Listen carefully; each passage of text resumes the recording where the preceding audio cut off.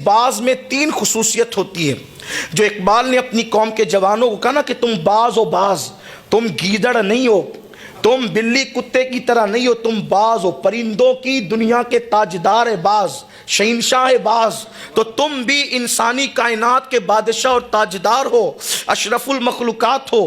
باز کی 3 خصوصیت ہے۔ پہلی خصوصیت کہ وہ نیچے اڑنا پسند نہیں کرتا، وہ بہت اونچا اڑتا ہے، بہت اوپر اڑتا ہے باز۔ لیکن ایک خاص بات یہ ہے کہ اس سے اونچا کوئی اڑ نہیں پاتا، باز کی خاصیت یہ ہے۔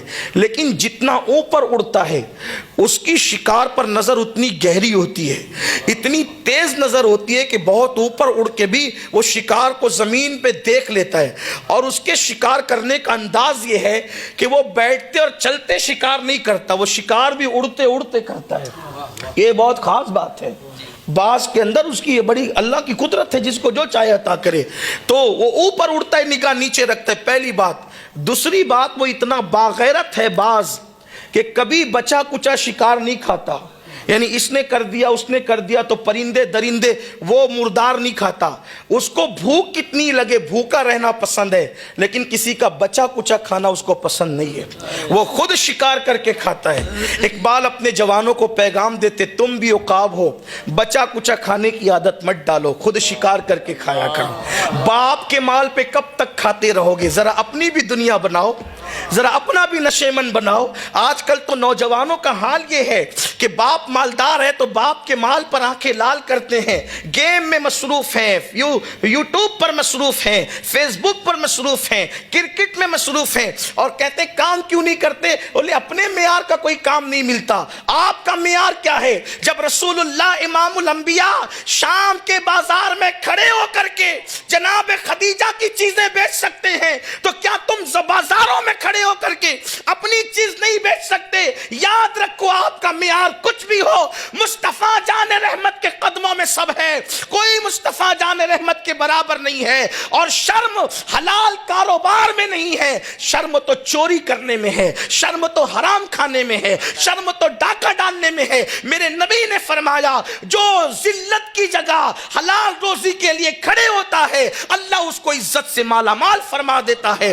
اس لیے لوگ کہتے ہیں میرا باپ وہ تھا، آپ کا باپ جو بھی تھا آپ کیا وہ بتائیں؟ مردار مت کھاؤ۔ میرے ابا ولی تھے، میرے دادا، آپ کیا ہو؟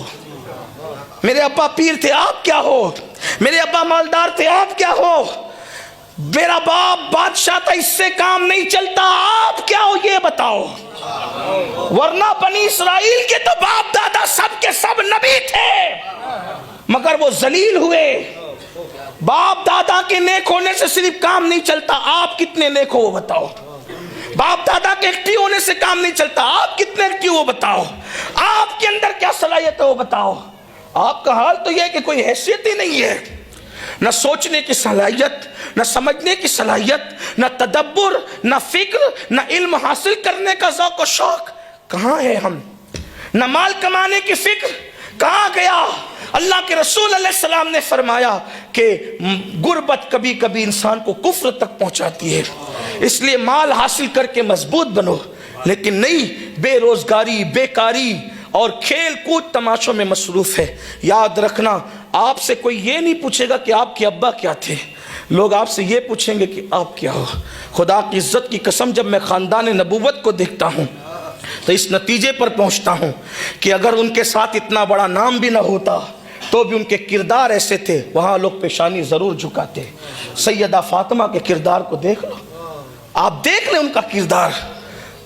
وہ بڑے باپ کی بیٹی ضرور ہیں، لیکن بفرض محال اگر وہ نام ان کے ساتھ نہ بھی ہوتا تو سیدہ کا تقویٰ وہ تھا کہ کم سے کم ان کے تقویٰ پر لوگ پیشانی ضرور جبین نیاز کرتے، جھکاتے۔ امام علی مقام کو دیکھیں، امام حسن مجتبیٰ کو دیکھیں، اسی طرح خاندان نبوت کو دیکھیں۔ امام جعفر صادق کا علم کتنا تھا کہ امام اعظم جیسا شخص وہاں جا کر کے خوشہ چینی کرتا نظر آتا ہے۔ تو آپ کو بڑا بننا پڑے گا۔ تو بات دور نہ نکلے، عرض کر رہا تھا کہ باز بچا کچا شکار نہیں کھاتا، اسی لیے بچے کچے پہ اکتفا کرنے کی عادت مت ڈالے۔ اقبال کہتے تم بھی باز ہو، وہ خود شکار کرتا ہے۔ تیسری بات جو خاص اس باز کی ہے وہ یہ ہے کہ وہ کبھی گھونسلہ نہیں بناتا، سردی ہو، گرمی ہو، بارش ہو، بغیر گھونسلے کے زندگی گزارتا ہے، چٹانوں پر، پہاڑوں پر، صحراؤں میں، جنگلوں میں۔ اسی لیے اقبال کہتے ہیں نہیں تیرا نشیون قصر سلطانی کے گنبد پر، تو شاہی ہے بسیرا کر پہاڑوں کی چٹانوں میں۔ اور عقابی روح جب بیدار ہوتی ہے جوانوں میں، نظر آتی ہے ان کو اپنی منزل آسمانوں میں۔ تو